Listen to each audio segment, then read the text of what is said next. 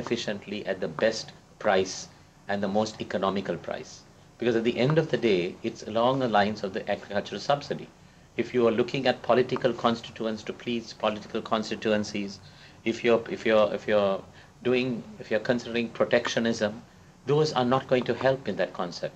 So again, it's a fair trade issue. So if commodity prices, and if we do not stabilize, and you're perfectly right, if you do not stabilize, number one, that's an essence, because if you end up not stabilizing prices and you create artificial ways of pricing for commodities, you're going to have major problems in certain parts of the developing world on food crisis issues and access to food. So in a sense, if you need to have this sort of level playing field, we need to get back into our basic economics that all of us learned as 101 in economics of the law of contrariety, and really look at free trade, in terms of free trade.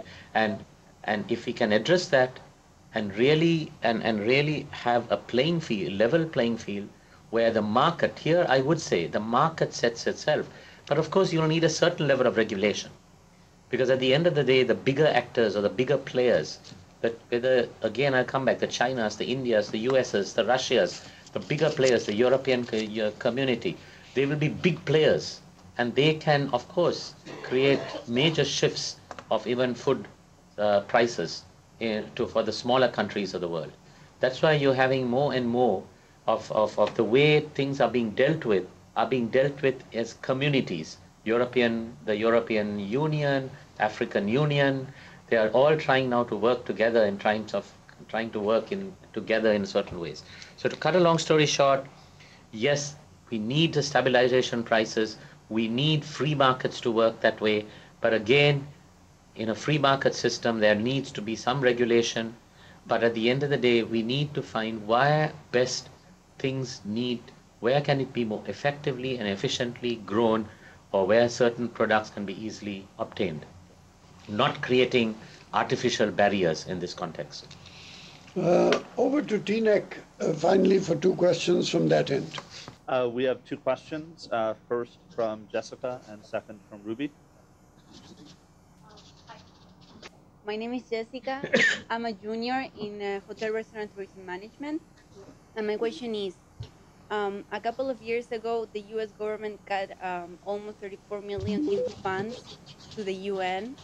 How this affect the power of the UN to help alleviate poverty in Africa, and if these effects continue to happen at this point in these years?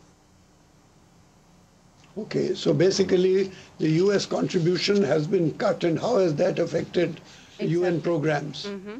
Okay, second question. Good morning, my name's Ruby, and I'm a communication major, and it was mentioned earlier that Africa doesn't benefit much from private sector investments. My question is, what should Africa do to become more attractive to private investments, and what must Africa do to protect itself from exploitation by private enterprise? Okay, please. US cutting. Okay, Jessica, it's difficult because the US, when you say the UN, and it cuts 34 million. I do not know which part of the UN that you're referring to in terms of the US cut. It could be on the peacekeeping budget, it could be the main UN, it could be UNDP, but let me... the camera has shifted. Could it go back to TNEC, please? You have to say something. Yes, we're here. Those guys are... Can you see Okay. it? Yes, we can see you now. Okay, and so, but let me just say is that whenever a donor, and let me be very generic about it, whenever a donor like the US, which is a big donor to the UN system, reduces its contribution, it basically affects programs that across the globe. It affects programs. We will have to curtail some of the programs that we have across the board, whether it's in UNDP or any parts of the UN system, and it has an implication. Now, at the same time, what happens is that we usually, most of our programs around the UN system, it sort of spans over a number of years. So what happens is you could continue still your program, but what happens is unless the money, we hope that the money will come by, which means we're able to stagger those programs a little. So in a sense, any reduction in a contribution has a major effect. Now, for UNDP, our annual budget is 5.5 billion. So a 34 million will not basically affect us that much initially, but in the medium to longer term, it will affect us. Okay, so it depends on the size of the overall program. It affects on how things are going. So in the medium to longer term, it can affect us. Now, and affect the efficacy and the objectives of that program. On Ruby's question, in terms of private sector, Ruby, I think the bottom line is that it's for private sector to flow into Africa and for the African countries themselves to be able to attract that, they need to be conducive in a private sector environment. Let me give you a simple example. If you take the United States of America, you find that many states, individual states, creates different environments and gives tax breaks and different sort of enticements. And in terms of their own infrastructure and their conditions, they sort of attract private sector or factories to come and locate themselves there. In a sense, in a similar fashion, if I was to take this analogously, in a similar fashion, you need the African countries to set that environment and see what is conducive. As a private sector, I'm not going to go into a country where I know my opportunities for profit may not exist. So bottom line, and many of these countries in Africa, they lack fundamentals. As I said in the very beginning somewhere, they lack basic capacities. They could be capacities of, monetary policy, proper policies, environmental policies. They may not have access to water. They may not have access to, so there are fundamental, some of these countries access. And there's one huge issue in Africa, I hate to say, not that it doesn't exist in most parts of the world, but corruption also is huge.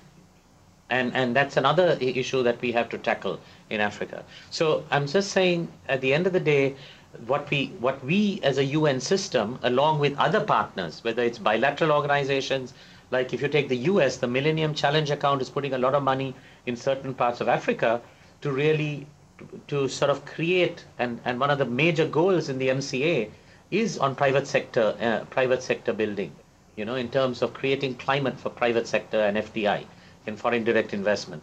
So we have to build and help these countries to build their capacities. The other, we have to help also good governance, because in many of these countries, it's really poor governance, bottom line. And then at the end of the day, we have to help them to create those conditions where foreign capital will flow in terms of them.